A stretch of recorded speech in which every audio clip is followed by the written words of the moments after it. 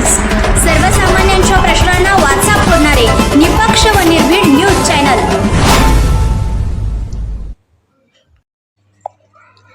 सैनिक टाकळी MIDC विरोधात 15 ऑगस्टला जिल्हाभरातील माजी सैनिकांसह उग्र आंदोलन करण्याचा इशारा।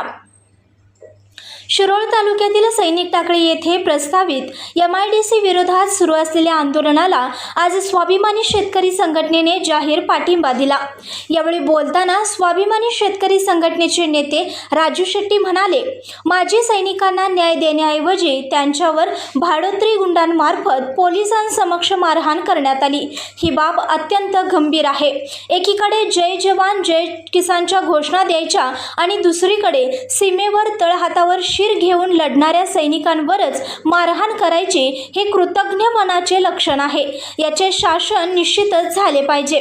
गेल्या 2 महिन्यापासून सुरू असलेल्या आंदोलनाची प्रशासनाने कोणतीही दखल घेतली नसल्याचा आरोप त्यांनी केला।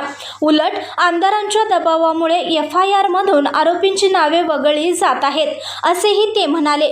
जर येत्या 2 दिवसात मंत्रालय स्तरावर बैठक होऊन MIDC रद्द करण्याचा निर्णय झाला नाही तर 15 ऑगस्टला जिल्हाभरातील माजी सैनिकांसह उग्र आंदोलन छेडले जाईल, असा इशारा यावेळी देण्यात आला। माजी सैनिकांना न्याय देण्याच्या ऐवजी त्यांना भाडोत्री गुंड घालून त्यांच्यावर मारहाण करण्यात तेही पोलिसांसमक्ष ही बाब अत्यंत गंभीर आहे।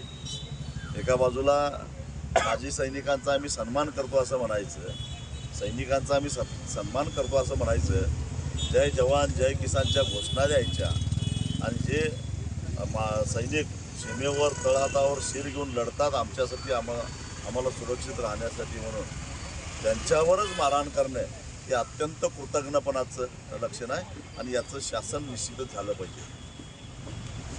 संघर्ष या न्यूज चॅनलला लाईक करा, शेअर करा आणि सबस्क्राईब करा।